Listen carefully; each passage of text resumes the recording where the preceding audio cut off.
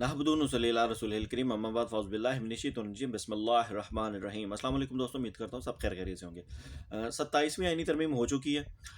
Prime minister صاحب نے ایک پولیٹیکل سٹنٹ کھیلا کہ میں نے استثنا نہیں لیا۔ بھائی آپ نے کوئی احسان نہیں کیا، اگر آپ بھی لے لیتے تو کوئی فرق نہیں پڑتا۔ اور ان ساری چیزوں کو رول بیک کرنے کے لیے بھی پولیٹیکل ہی سٹائل ہی چاہیے۔ احتجاجات شروع ہو چکے ہیں اپوزیشن کی طرف سے اور باقاعدہ سوشل میڈیا کمپین بھی چل چکی ہے، لیکن ایک چیز ذہن میں رکھیے، اس کا کوئی اثر نہیں پڑے گا حکمرانوں پر۔ اس کو سیم پولیٹیکل سٹائل میں پارلیمنٹ کے اندر جا کے ہی چیزوں کو رول بیک کرنا پڑے گا۔ نہ صرف رول بیک کرنا پڑے گا، اس کے علاوہ سخت اقدامات بھی اٹھانے پڑیں گے پارلیمنٹ کے اندر سے۔ باہر سے کچھ نہیں ہو سکتا، باہر سے لڑائی ہے اور اس لڑائی کا کوئی فائدہ نہیں ہے بلکہ نقصان ہی ہوگا۔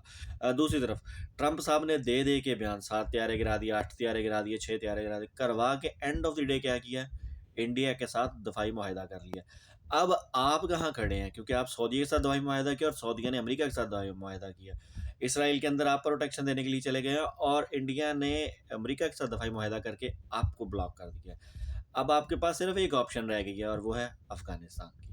اسی لیے افغانستان کے ساتھ بھی گیم چل رہی ہے، مار دھاڑ چل رہی ہے اور معدنیات کا بھی ایشو ہے۔ مطلب کہنے کا پیسوں کا چکر ہے۔ یہ سارا ایشو اس وقت پاکستان کے اندر چل رہا ہے۔ اللہ تعالیٰ ہم سب کو ہدایت نصیب فرمائے۔ نیکسٹ ویڈیو تک مجھے دیجیے اجازت۔ اللہ حافظ۔